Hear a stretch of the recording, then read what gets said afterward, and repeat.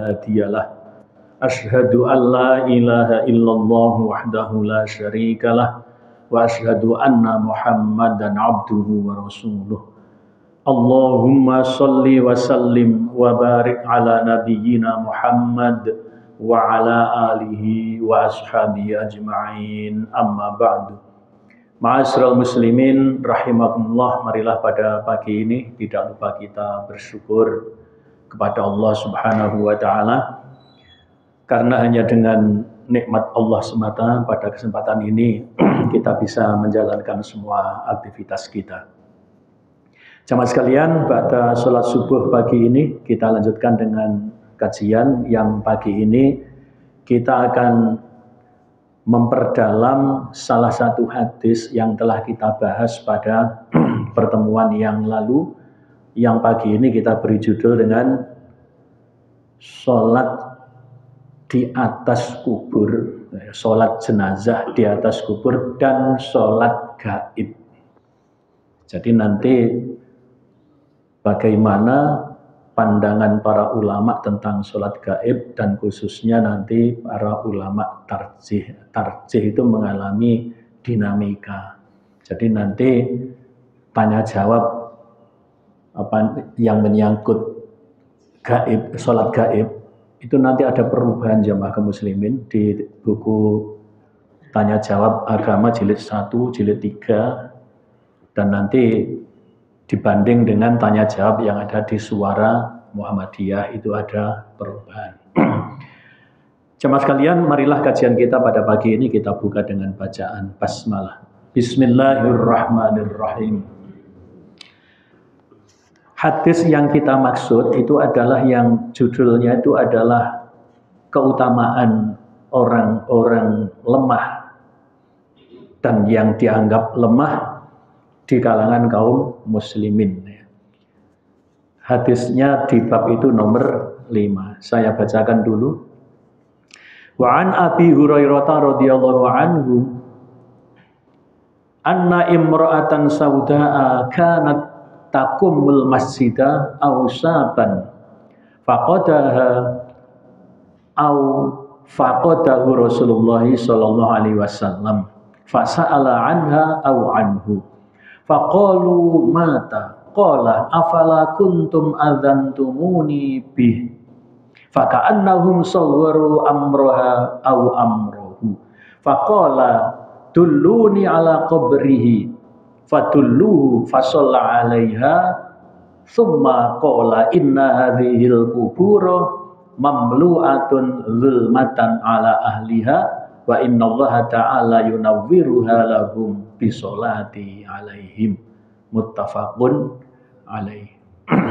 Yang artinya begini jamaah kaum muslimin, dari Abu Hurairah bahwa ada seorang wanita hitam yang biasa membersihkan masjid, ausaban atau seorang pemuda yang faqadaha au faqadahu dicari oleh Rasulullah. Jadi Rasulullah lama tidak melihat, Rasulullah mencari. Fasa'ala anha au anhu, maka Nabi menanyakan anha tentangnya, wanita hitam, au anhu atau tentangnya seorang pemuda.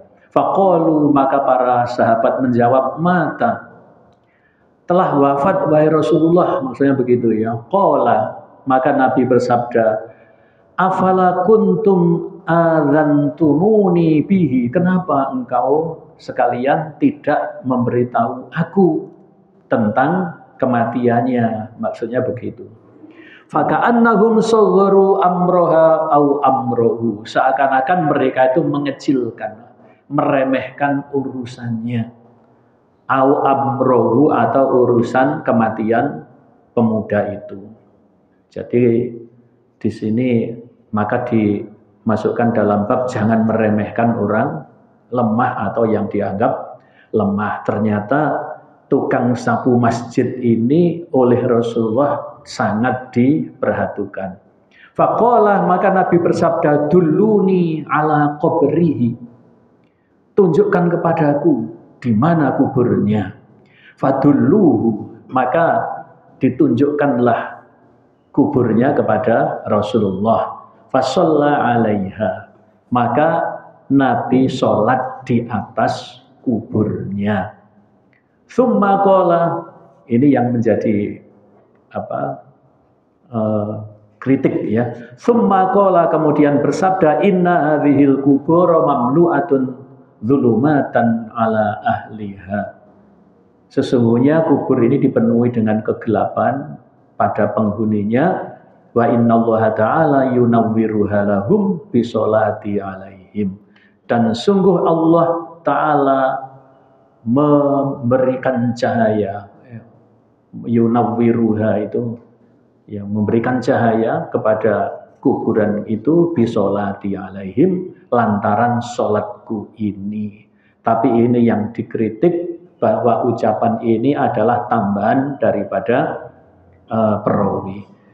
Kemudian jamaah kaum muslimin, semacam hadis ini tapi tanpa ada tambahan itu juga dijadikan dasar oleh Majelis Tarjih Pimpinan Pusat Muhammadiyah sebagai dasar sholat gaib, ditanya jawab. Tapi untuk ini jamaah kaum muslimin, insya Allah tidak ada perbedaan pendapat tentang bolehnya sholat di atas kuburan. Yang tidak boleh itu adalah sholat yang ada rukuk dan sujudnya di atas kuburan. Itu yang tidak boleh. Jadi itu larangan bahwa orang-orang Yahudi, orang-orang Nasrani itu dikutuk oleh Allah karena menjadikan kuburan Nabi dan kuburan orang-orang soleh itu dijadikan masjid, artinya sebagai tempat ibadah. Tapi hadis ini bukan menjadikan sebagai tempat sholat yang ada rukuk dan sujudnya, tapi Nabi sholat di atas kuburan, yaitu sholat jenazah. Karena hakikatnya makna as-sholah ay ad-du'a. Jadi kalau sholat jenazah itu hakikatnya adalah doa. Karena tidak ada rukuk, tidak ada sujud. Maka kita bisa mengamalkan, dan ini sebagai solusi jamaah kaum muslimin, kalau kita ini misalnya di tempat yang jauh tidak sempat mensolatkan jenazah orang tua kita, maka bisa hadis ini sebagai solusi. Karena begini jamaah kaum muslimin, menurut sunnah jenazah itu supaya segera dikuburkan, segera diurus ya. Lah kemudian problemnya orang sekarang ini misalnya jauh, berpisah dengan keluarga. Jadi orang tuanya di sini meninggal, anaknya masih ada di Jakarta atau di luar negeri. Kemudian anaknya telepon, tunggu aku sampai aku datang. Nah, padahal sunnahnya jenazah itu segera dikuburkan. Ternyata betul anaknya menuju Surabaya, tapi pesawatnya delay, ditunda. Maka kemudian mengabarkan kalau pesawatnya ditunda. Maka kemudian para pengurus yang mengurusi jenazah, sunnahnya itu segera. Kalau nunggu anaknya mesti nginap, harus besok dikuburkannya. Wis tanpa sepengetahuan anaknya atau dikabari, nak nanti yang penting diselesaikan dulu urusan jenazahnya, gitu ya. Maka dikubur. Maka sebetulnya kalau ngerti hadis ini, maka anak itu besok datang atau bahkan lusa. Nanti ada penjelasan kapan waktunya itu boleh itu, ya, menyolatkan di atas kuburnya. Maka ketika datang langsung saja datang ke kuburannya, kemudian mensolatkan jenazah di atas kuburnya. Ini dasarnya Nabi mencari, ini sudah lama ini ya, ada keterangan berapa waktunya. Tapi nanti dalam hadis-hadis yang lain ada keterangan tadi malam, ada yang sudah 3 hari, ada yang sudah 1 bulan. Itu. Maka nanti fatwa tarjihnya tidak ada batasan waktu. Bisa berhari, bisa berbulan. Jadi tidak harus 1 bulan itu bukan batasan. Lebih dari 1 bulan pun boleh orang itu mensolatkan jenazah. Tapi kasusnya konteks hadis ini adalah apa? Kita tidak sempat mensolatkan jenazah atau tidak ikut sholat jenazah. Tidak ngeluwadra sembarang kuburan panjenengan sholati. Saya dulu belum sempat menyolati kuburan ini. Jenengan Allahu Akbar. Ngeluwadra begitu ndak ya. Bahkan kuburan wong ratusan tahun yang lalu diparani disolati. Wah ini geladra ini ya. Ini konteksnya kita tidak sempat ikut sholat jenazah. Jamaah kaum muslimin, ini tentang sholat di atas kuburan. Artinya apa? Mensolati jenazah di atas kuburan. Ini insya Allah tidak ada pro dan kontra. Tapi untuk sholat gaib itu ada pro dan kontra. Coba jamaah kaum muslimin, ini untuk sholat gaib, ya.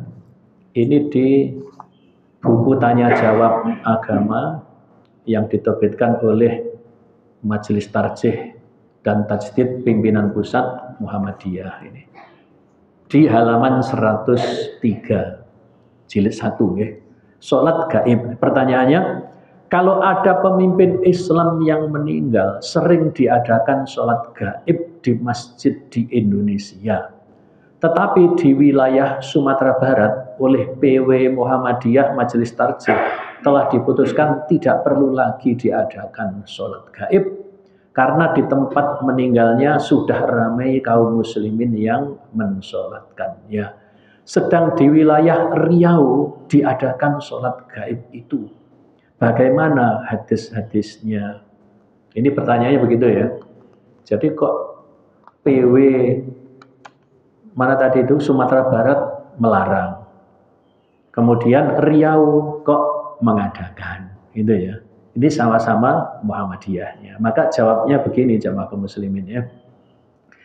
Ada atau tidak adanya sholat gaib pada suatu tempat belum ditetapkan dalam suatu muktamar tarjih. Jadi wajar kalau ada perbedaan. Jadi ini buku ini terbit tahun 95 ya.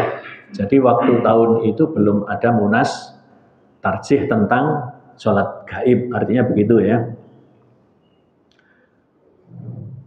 Jadi wajar kalau ada perbedaan pemahaman sesuai hukum di suatu daerah dengan daerah lainnya. Sesuatu hukum di satu daerah dengan daerah lainnya berdasarkan pemahaman hukum yang berbeda meskipun dalilnya sama. Jadi dalilnya sama tapi konklusinya berbeda. Coba kita lanjut ya. Dalil-dalil mengenai sholat gaib bagi jenazah itu ialah antara lain hadis riwayat Bukhari dan Muslim dari sahabat Jabir dari Abdullah. An Jabirin Abdillahi radhiyallahu anhu qala innan nabiyya sallallahu alaihi wasallam shalla ala ashamatan najasi fakabbaru alaihi arba'an. Ini hadis dari Jabir bin Abdullah radhiyallahu anhu. Dia berkata, sesungguhnya Nabi sallallahu alaihi wasallam salat jenazah, maksudnya ala ashamatan najasi, sholat atas wafatnya Raja Ethiopia atau Raja Habasah yang gelarnya adalah An-Najasi, namanya adalah Ashamah An-Najasi. Fakabbaru alaihi arba'an, maka Nabi bertakbir atas wafatnya Raja Ethiopia itu 4 rakaat. Hadis semakna diriwayatkan pula oleh segolongan ahli hadis. Dari Abu Hurairah, demikian pula Imam Ahmad, An-Nasai, dan At-Tirmidzi. Dalam sahihnya meriwayatkan pula hadis tentang perintah Nabi untuk mensolatkan gaib An-Najasi yang meninggal di Ethiopia atau Habasah. Hadis ini diriwayatkan dari sahabat Imran bin Husain. Dari hadis-hadis di atas dapat dijadikan dasar dapat dilakukan sholat gaib terhadap jenazah yang meninggal di luar kota. Dalam pengamalannya ada yang memahami bahwa Nabi mensolatkan gaib An-Najasyi yang berada di Habasyah karena daerah itu bukan daerah Muslim, sehingga kemungkinan tidak ada yang mensolatkan. Karena itu diperlukan sholat gaib. Atas dasar pemahaman yang demikian, maka tidak perlu disolatkan gaib. Karena perlu disolatkan gaib. Kok begini ya? Gimana buku ini? Coba saya ulang ya. Karena daerah itu bukan daerah Muslim, sehingga kemungkinan tidak ada yang mensolatkan. Karena itu perlu disolatkan gaib. Oh ya, oke, wes paham ya. Atas dasar pemahaman yang demikian, maka tidak perlu mensolatkan gaib bagi orang yang meninggal di daerah lain yang banyak umat Islamnya. Karena jenazah itu pasti sudah disolatkan. Gitu ya. Tetapi dapat pula difahami bahwa sholat gaib itu prinsipnya dapat dilakukan terhadap jenazah yang berada di luar kota, sehingga terdorong akan pahala yang besar terhadap mensolatkan jenazah. Di samping didorong rasa ukhuwah, ada yang merasa perlu untuk mensolatkan jenazah yang meninggal di luar kota. Sebenarnya mensolatkan jenazah yang kemungkinan telah disolatkan berdasarkan apa yang telah dilakukan Nabi tidak menjadi halangan. Nah, ini jawabnya nih. Ini jawab kesimpulannya ya. Sebenarnya mensolatkan jenazah yang kemungkinan telah disolatkan berdasarkan apa yang telah dilakukan Nabi tidak menjadi halangan. Karena Nabi pernah mensolatkan jenazah sahabatnya yang telah dikubur selama 1 bulan. Pada saat meninggalnya Nabi belum mensolatkan. Jadi dasarnya bukan hanya Raja Habasyah, akan tetapi ini ada satu riwayat sahabat Nabi sudah meninggal 1 bulan, kemudian Nabi mensolatkannya. Berarti solatnya solat gaib, kan begitu ya. Ini dari Ibnu Abbas. Innan Nabiyya sallallahu alaihi wasallam shalla ala qabri ba'da syahrin. Yang artinya bahwa sesungguhnya Nabi sallallahu alaihi wasallam sholat ala qabri, sholat di atas kubur ba'da syahrin, sesudah jenazah itu dikuburkan 1 bulan. Maka kesimpulannya dari riwayat Bukhari dan Abu Hurairah, Nabi pernah kehilangan seorang penyapu masjid. Ini yang kita baca tadi. Jadi hadis tentang tentang wafatnya penyapu masjid dijadikan dasar sebagai sholat gaib. Karena apa? Meskipun sholatnya itu di atas kubur, tapi jenazah itu kan gaib. Jenazah itu sudah tidak di depan kita. Artinya sholat gaib. Maka kemudian fatwa tarjih itu mengatakan bahwa dengan dasar itu kita boleh mensolatkan secara gaib. Ketika Nabi menanyakannya, dijawab oleh para sahabat bahwa yang ditanyakannya itu telah meninggal dunia dan seakan-akan menganggap orang itu remeh. Nabi pun memerintahkan untuk menunjukkan kubur orang itu, kemudian mensolatkan di kuburnya. Jadi hadis ini untuk menjawab pertanyaan hukumnya sholat gaib. Artinya apa? Sholat gaib itu disyariatkan. Ini ya. Kemudian ditegaskan di jilid ketiga. Sholat gaib tidak di kuburan. Artinya apa namanya? Bisa di masjid, pokoknya tidak di kuburan ya. Jawabnya begini, mensolatkan jenazah yang tidak ada di hadapannya tidak hanya didasarkan pada hadis Nabi yang menerangkan bahwa Nabi melakukannya terhadap jenazah yang telah dikubur, yang berarti mensolatkannya di atas kuburan. Memang Nabi pernah melakukan sholat jenazah yang telah dikubur selama 1 bulan. Dan beliau melakukan sholat jenazah itu dengan mendatangi tempat kuburannya. Dalil yang memuat hal ini, buku tanya jawab agama jilid 1. Ya, ini kan jilid 3 ini ya. Halaman 122 cetakan ke-2. Kalau tadi itu cetakan sudah belasan jamaah kaum muslimin ya. Untuk lebih lengkapnya, baik di bawah ini disampaikan beberapa hadis yang memuat keterangan bahwa Nabi melakukan sholat jenazah yang berada di luar kota atau yang kita kenal dengan sholat gaib, sebagaimana Anda tanyakan. Yang pertama ini ya, tentang najasi tadi sudah tidak perlu kita ulang ya, tentang mensolatkan najasi di Ethiopia. Dia adalah raja Ethiopia.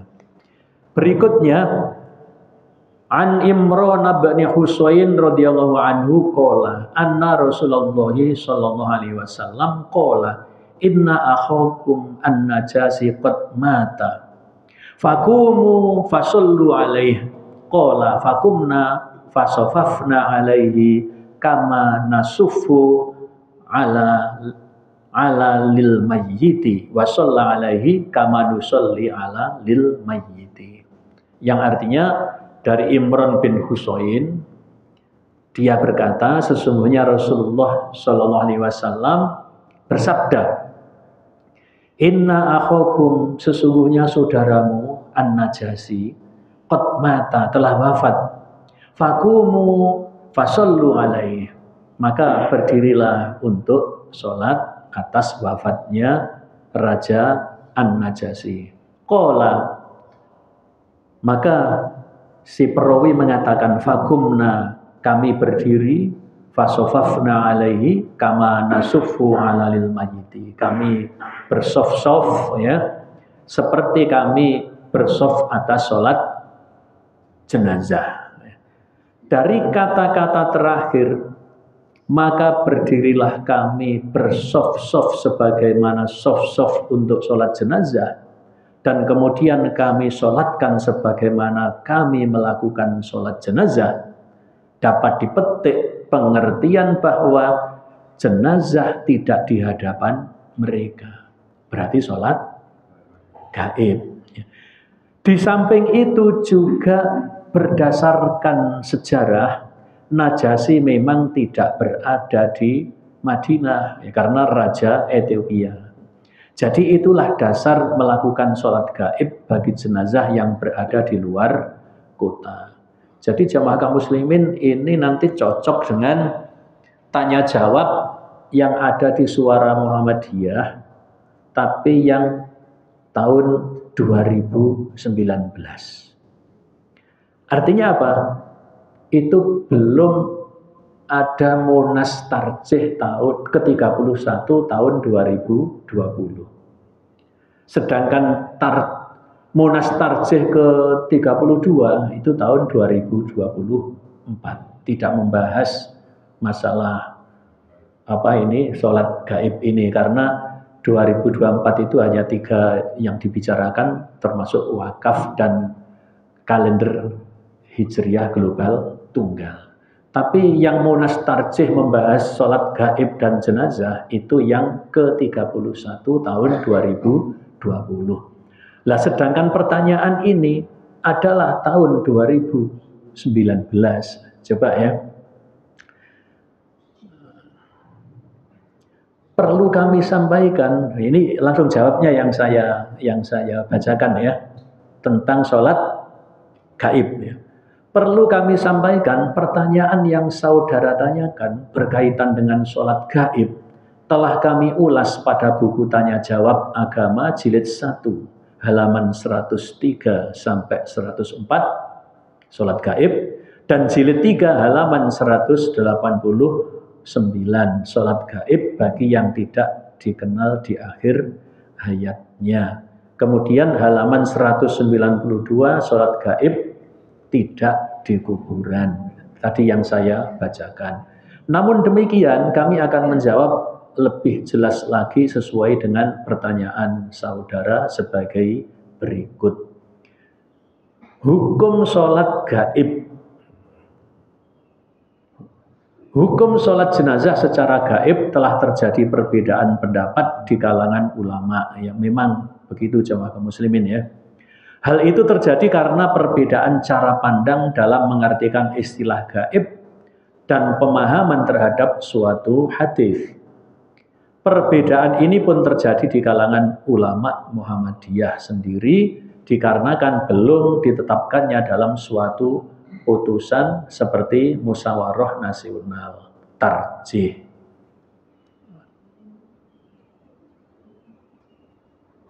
Adapun beberapa dalil yang dijadikan dasar baik bagi ulama yang memperbolehkan sholat gaib maupun yang menolaknya dilandaskan pada hadis-hadis berikut.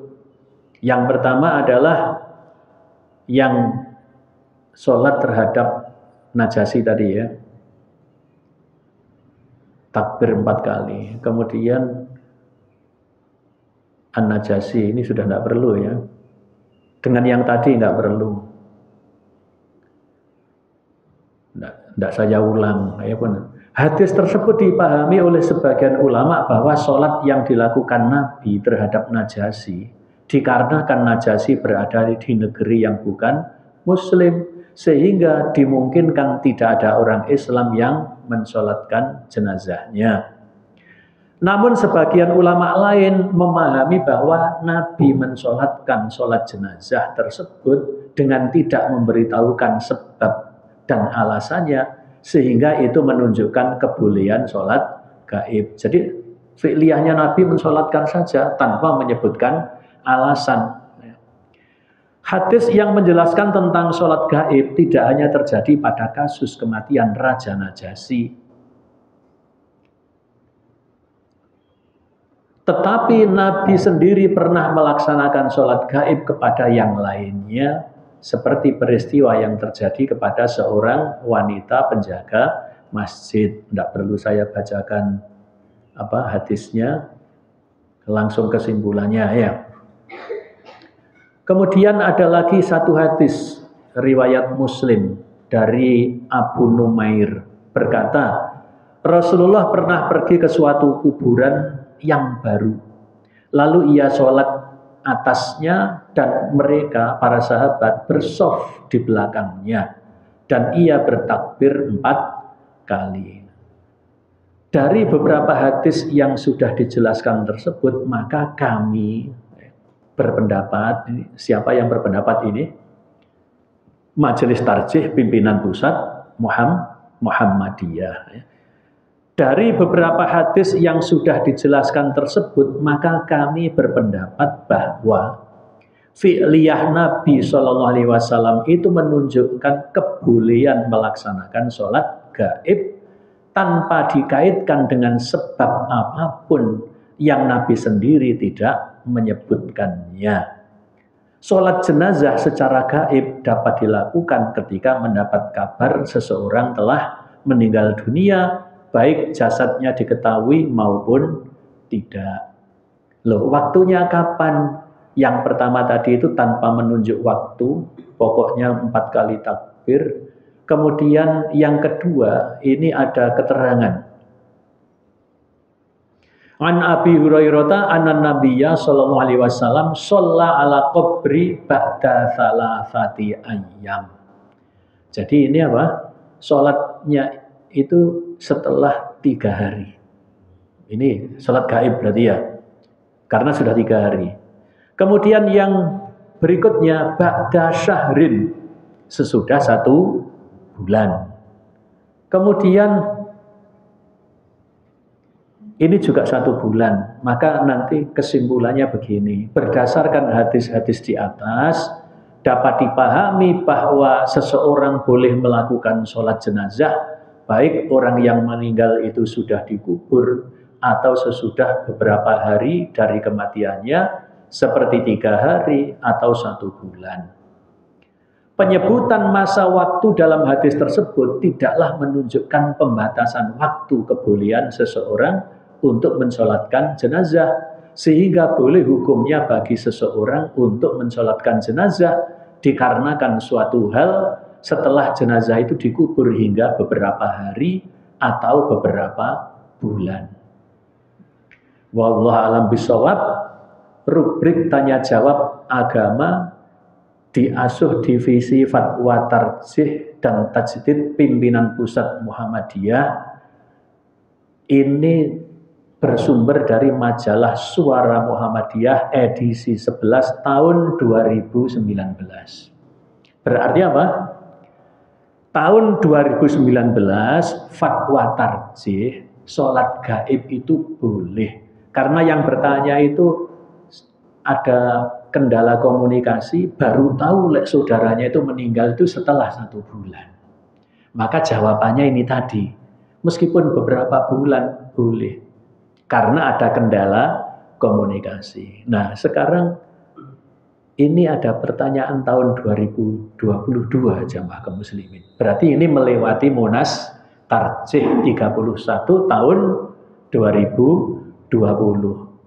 Kok berubah itu loh, nggih? Berubah. Berarti apa? Memang tarjih itu mengalami dinamika, itu ya. Jawabannya begini jamaah kaum muslimin ya. Terima kasih, sama sudah dimuat di halaman ini jilid 1, jilid 3 dan seterusnya ya. Tidak usah saya lanjutkan ini biar. Kemudian untuk menjawab pertanyaan saudara ada 2 hal.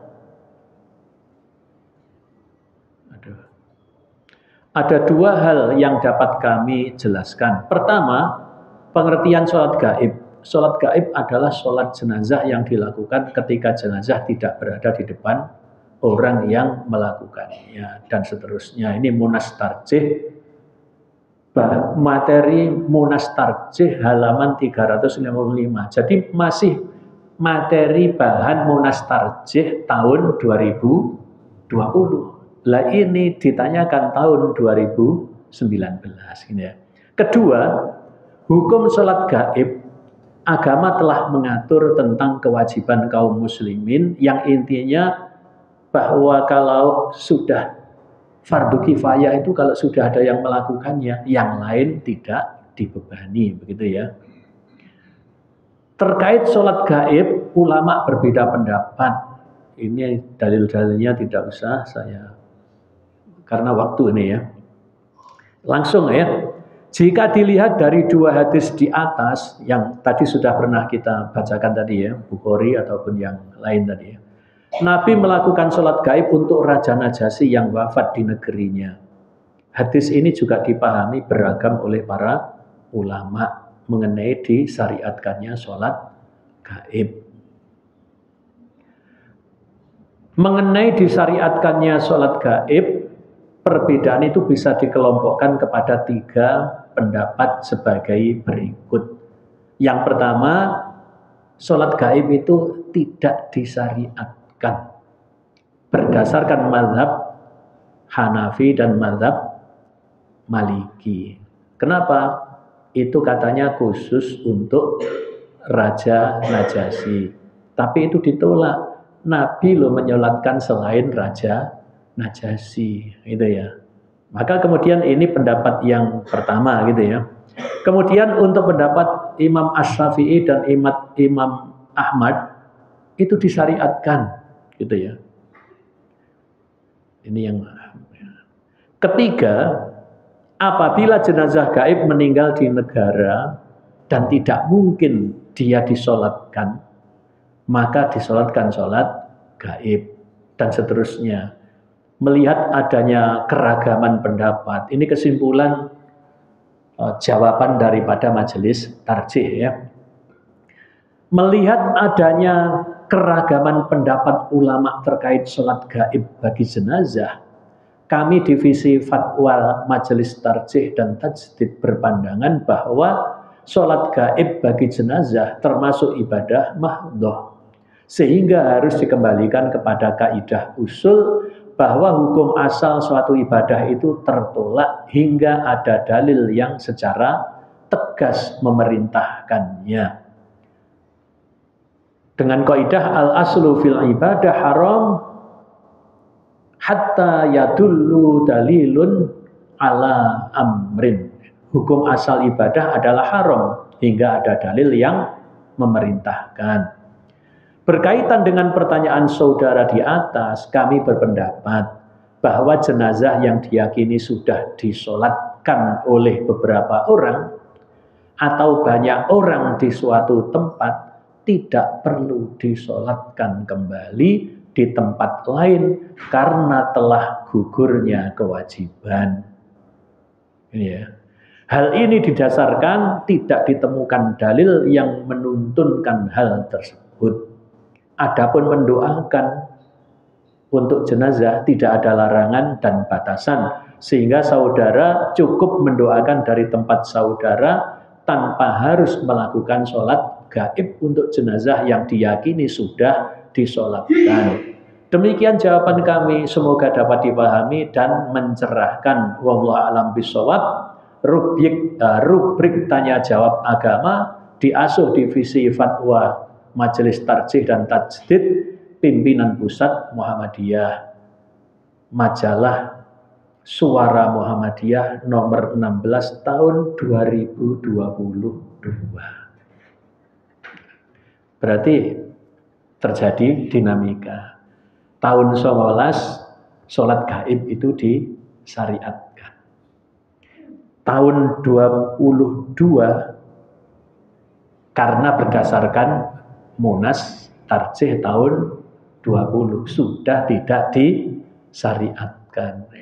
Barangkali nanti bisa bolak-balik kan begitu ya. Lah ini yang kita kadang-kadang ya mengalami apa? Kesulitan. Jadi kalau ada pertanyaan masih disuruh apa? Merujuk pada buku tanya jawab. Ditanya jawab jilid 1, jilid 3, sholat gaib itu disyariatkan. Tapi kemudian ditanya jawab di Suara Muhammadiyah tahun 22 tidak disyariatkan. Monggo.